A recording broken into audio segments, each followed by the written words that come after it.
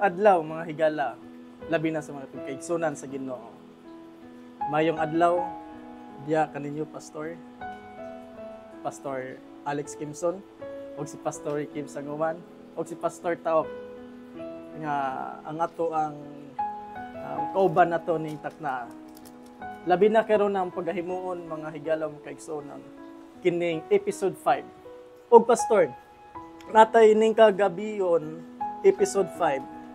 Adunay mga pipila ka katawhan karon nagsuolog sa kamatayon sa tong Ginoong Hesukristo. O gitawag kini og Semana Santa, pastor. Now karon pastor sa kayang kamatayon unsa kini sakto na tawgon na kining kamatayon. Kaya doon na may paghimugso sa Ginoong Hesukristo, doon ay pagkamatay na napipila na nakita nato sa mga social media na daghan kayo na nag-celebrate nini sa kamatayon sa Ginoong Hesukristo.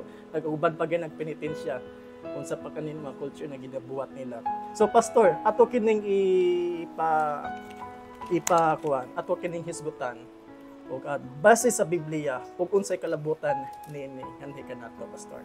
So karon mga igsoon atong hihatag gayon ni Pastor Alex aron na masabtan magdugang kini og kabalungan nganhi kanato unsa kining kamatayon sa Ginoong Hesukristo. Okay, dalaygon ang Dios sa iyang pagkiguban kanato, sa iyang paggamit kanato. Salamat Pastor Junel sa pitugo sa iyang pagpasabot sa matag usa. Pastor Isim, uban kanato, Pastor Taok, uban kanato. Nining adlaw atong hisgutan may tungod sa ang pagkahinalad ni Kristo nga mo ay karnero sa Pasko.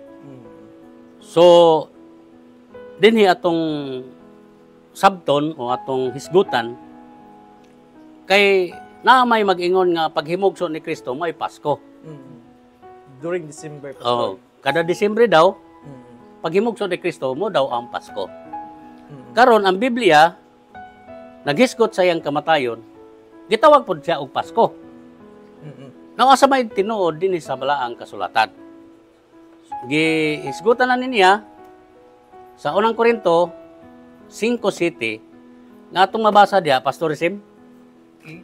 Kuha agikan kaninyo ang daang igpatubo aron kamo mahimong bag-ong minasa. Maingon nga sa pagkatinod kamo dili na pinatubuan kay kahalad na si Kristo ang atong karnero sa Pasko. Okay. Karong semana mura gitawag og Semana Santa. O gisilibrar sa tibuok kalibutan nga dunay namatay nga mao si Jesus Christ. O sa Biblia gitawag siya dito karnero sa Pasko.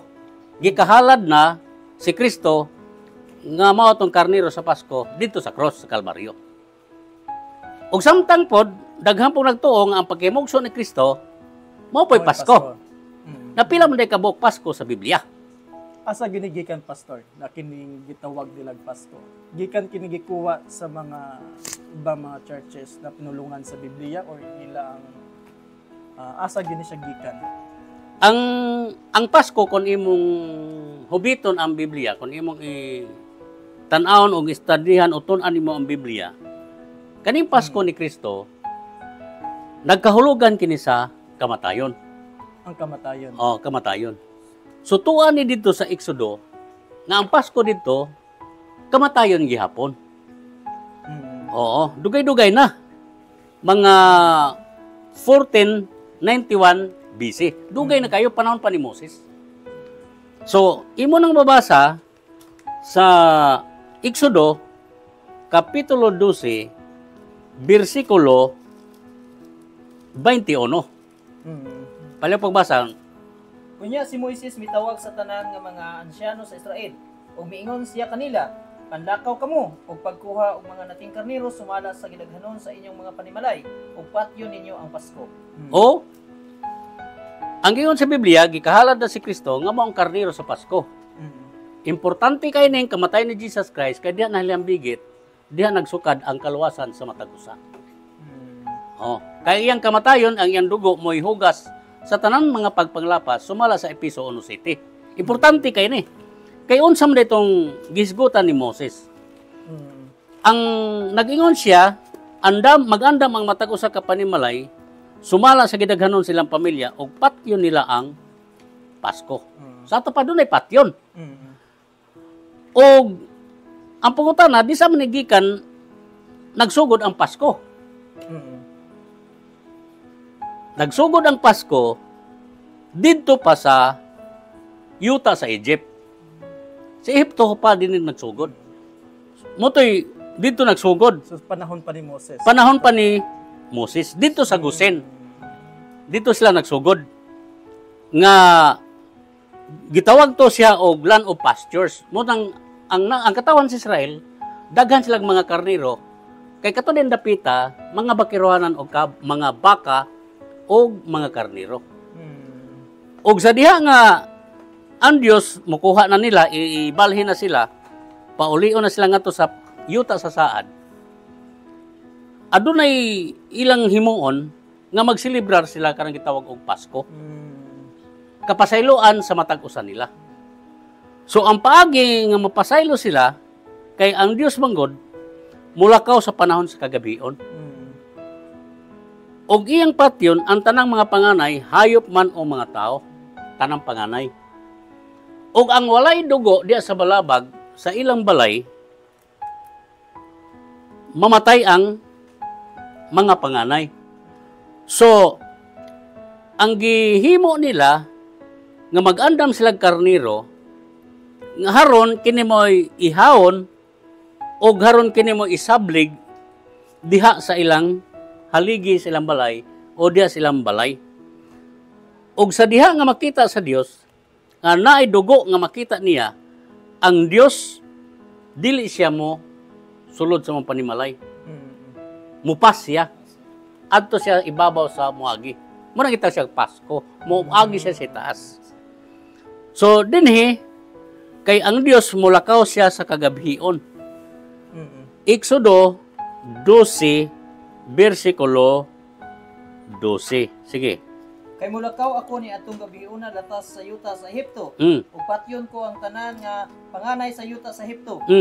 Tawo ug mananapusab ug magahukom ako batok sa tanan nga mga Dios sa Ehipto. Ako si Jehova. 13. Ug ang dugo timaan sa mga balay diin kamo magapuyo. Ug kung makita ko ang dugo, mulabay ako. Sa ibabaw kaninyo ug walay kamatay nga moabot kaninyo sa diha nga patyon ko ang mga panganay sa yuta sa Ehipto. Ang timaan nga walay kamatay sa mong panimalay mo ang dugo sa karniro. Og iyang sayloan ang mong panimalay nga naghimo ni ana. Og ang dugo sa karniro ihampak sa balabag, versikulo 22. Ug magkupot kamo ug usa ka hugpong nga isupo ug ituslob ninyo kini sa dugo sa usa ka sudlanan ug hampakon ninyo ang balabag ug ang duruha ka hiligi sa dugo nga naa sa sudlanan. Ug walay bisan kinsa kaninyo nga magagula sa mga pultahan sa iyang balay hangtod sa buntag. Okay. So sa diha nga moagi na ang Dios sa tungang gabi ug makita niya ang dugo nga gihapak dito sa balabag og sa haligi, walay kamatay mahitabo nila. Og iya gipasidanan ni Moses nga mag-andam sila karnero og patyon nila ang Pasko. 21 pastor. Unya si Moises mitawag sa tanan nga mga ansyano sa Israel ug ingon siya kanila, panlakaw kamo ug pagkuha og mga nating karnero sumala sa gidaghanon sa inyong mga panimalay ug patyon ninyo ang Pasko. Patyon ang Pasko. Dili buhion ang Pasko kundi ang Pasko patyon. Pero diha pod sa kamatayon sa maong Pasko aduna poy kapasayloan. Aduna poy kaluwasan. Walay kamatay nga mahitabo sa katawhan sa Israel didto sa Egypt. Og ang nasod ang katawhan sa Ehipto kung makita sa Dios nga walay dugo, meaning walay Pasko. So ang Dios musulod silang panimalay og pamatyon ang tanang mga panganay. Mataw man siya, mahayop man siya, mga matay ang matag-usa. Now karon sa bagong tugon naghisgot si Poncio Pilato. si Poncio Pilato nga mo'y gobernador sa Israel, mingon siya, sa dihang gidakop na nila si Jesus Christ, mingon siya sa Juan 18, sa versikulo 39, ngadto sa 40. Apan adu naman kamoy batasan nga sa matag Pasko, kinahanglan akong buhion alang kaninyo ang usa ka buok binilanggo. Oh, Buot ba kamo nga buhian ko kaninyo ang hari sa mga Hudyo? oh. Sunod versikulo. Ug sila misinggit pag-usab, dili ka ng tawhana, kundili si Barabas o kini si Barabas usa ka tulisan. Okay. Mingon si Pilato, kay nabatasan ninyo sa matag Pasko, o kining Pasko ha, dili mang paghimugso ni Jesus Christ, kasi mismo si Jesus Christ, kaaway siya sa mga pari, kaaway siya sa mga eskriba, kaaway siya sa mga katawhan sa Israel. Wala siya giila nga Pasko ang iyang paghimugso. Ang Pasko sa Biblia, naglambigit o nagkahulugan sa iyang kamatayon. Ang buti pasabot, ang karnero dito sa daang tugon, kay na may bagong daan. Ang bago, nag-refer ni Jesus Christ. Pero ang daan, nag-refer sa karnero. Ihawon dito, patyon ang Pasko. O ang gipatay dito, karnero. O ang karnero sa bagong tugon, ang katumanan si Kristo. Unya, ang karnero sa daang tugon, ihawon sa hapon. Ang karnero nga si Kristo di sa bagong tugon, namatay po siya alas 3 sa hapon. Ang buot pasabot nga ang Pasko di ay dito nga mo'y magaluwas sa nasod sa Israel, o ang Pasko din sa bagong tugon nga si Jesus Christ, mao po day kaluwasan kanatong mga hintil sa lawas alang sa atong mga kalag. Sa ato pa, importante kayo kining Pasko nga gihimo ni Jesus Christ dito sa Kalbaryo. Kaya kinining Pasko nga iyang gihimo dito sa Kalbaryo, ambot pasabot ang iyang kamatayon, mao day lukat alang sa atong mga sala. Sa daan tugon, ang Pasko sa Dios, maopoy makapasaylo sa Dios sa mga katawhan sa Israel. Ug mao ni rason nga katud ang karnero sa daan, pasalamat ta sa Dios nga sa bagong tugon siya day ang karnero nga ihalad dito sa Kalbaryo. So, muna nga itong gikuan nga si Kristo ang karnero dito sa Pasko. Oh. So, importante nga masabtan nato nga ang Pasko di ay So, ang kamatayon ni Kristo, mo na gitawag na Pasko. ang mao. Si minahuna, Pastor, na daghan karon nag-celebrate sa kamatayon ni Kristo, mo diri tawag na Pasko. O, kani si Manaha nga nagsilibrar, mao tani ang Pasko. O ang Dili nagsilibrar, katong dili. sa paghimugso sa Dili. Panginoong sa Kristo. Kay ang Pasko nga nagsilibrar sa dito sa Israel, mga tao sa Dios. Ang buot pasabot nga magsilibrar ning Pasko, mga iya sa Dios. Halimbawa, nining panahon karon sa grasya. Unsa may imong katungod nga magsilibrar ka sa kamatayon ni Kristo? Doon na kay katungod nga magsilibrar sa Pasko ni Kristo kung si Kristo ana sa imong kinabuhi. Nakabaton ka na og kaluwasan.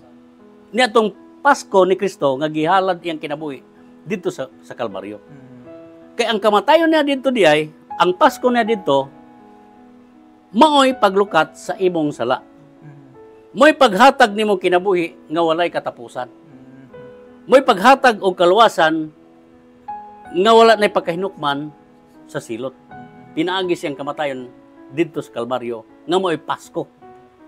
So alang nato, importante kayo ang kamatayon ni Jesus Christ dito sa Kalbaryo, ingon nga maoy pinaskuhan alang nato. So mo ni kalabutan alang kanato, Pastor, na may tungod sa Pasko, kamatayon sa tong Ginoong Kristo.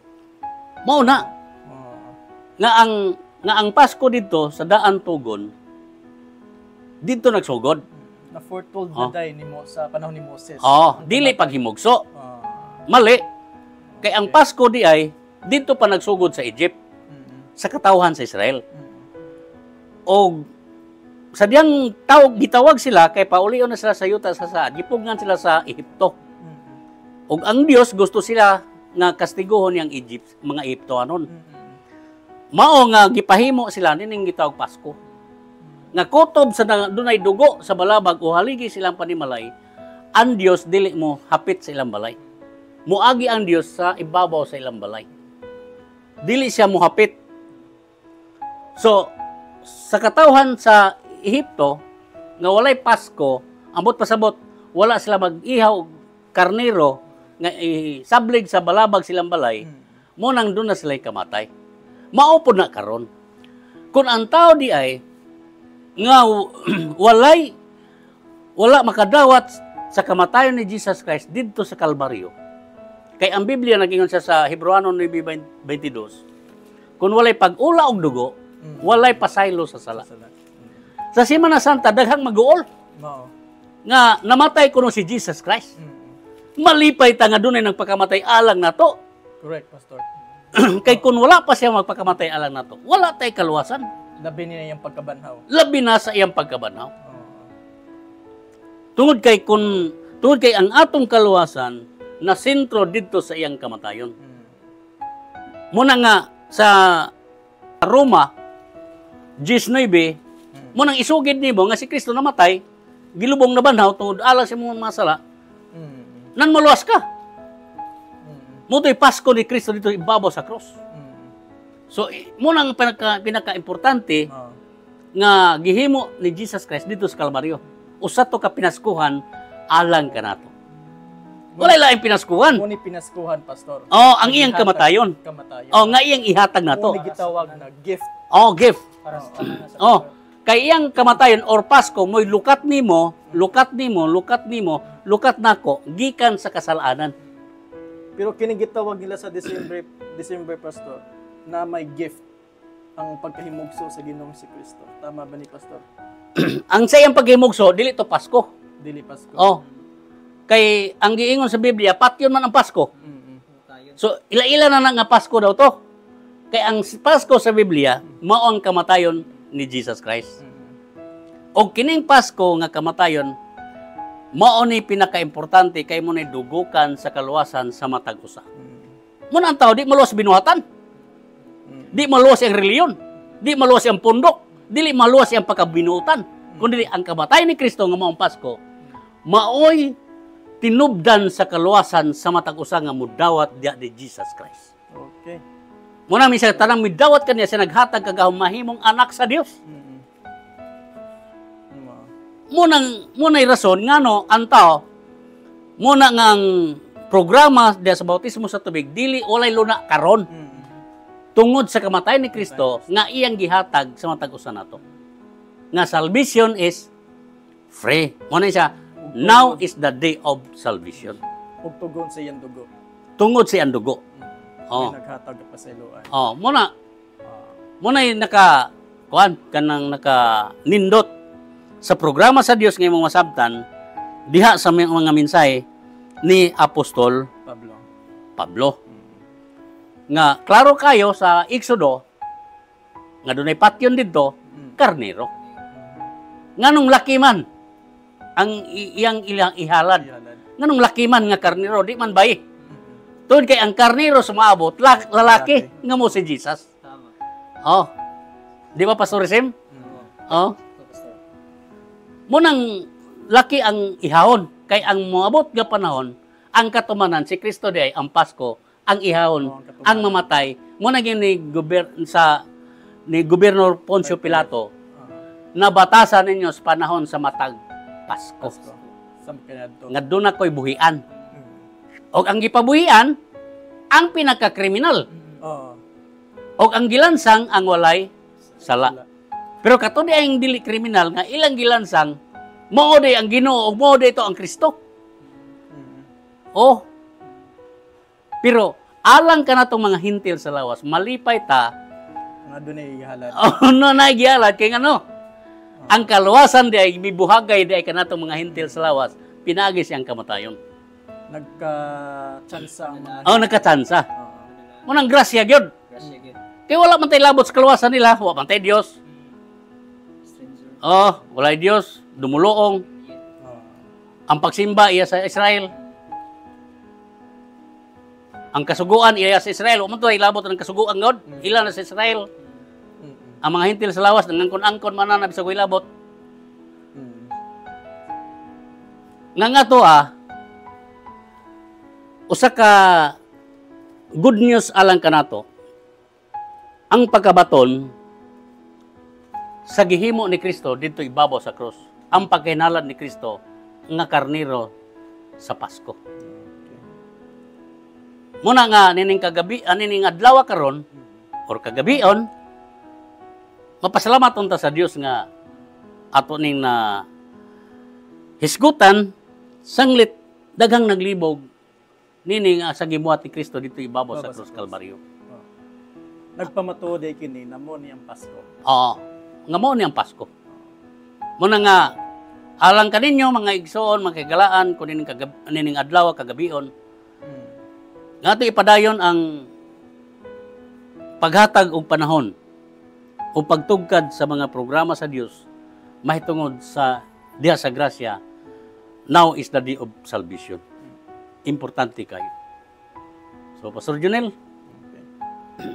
Okay, so daghang salamat sa tuang paghatag pagsabot sa tuang Pastor Kimson mahitungod sa kabahin ning kamatayon sa tuang Ginoong Hesus Kristo. So nakita na to mga kaigsonan, mga higala na ang Biblia nagahisgot mahitungod sa kamatayon ni Kristo. Mode kini ang Pasko. Nagpasalamat ta na adunay isip regalo day kini. Mo kini kahulugan na Pasko. So dili kining pagkahimugso sa Ginoong Hesus Kristo during December nagitawag nila og Pasko.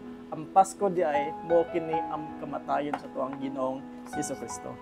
So mo kini ang kaluwasan gasa hatag walay bayad. Mo kini tawag na Pasko. So nakita nato. So kaniadto foretold na din sa sulat ni Moses ug hantod karon nakita ug mo na kini na final ang kamatayon sa tuang Ginoong Hesus Kristo. Ang maong kaniro. Okay, so daghang salamat. Daghang salamat. Mga kaigsunan, padayon kamo, pabilin kamo sa magpaminaw nining atong programa Good News TV, Grace Ministry. Daghang salamat. God bless.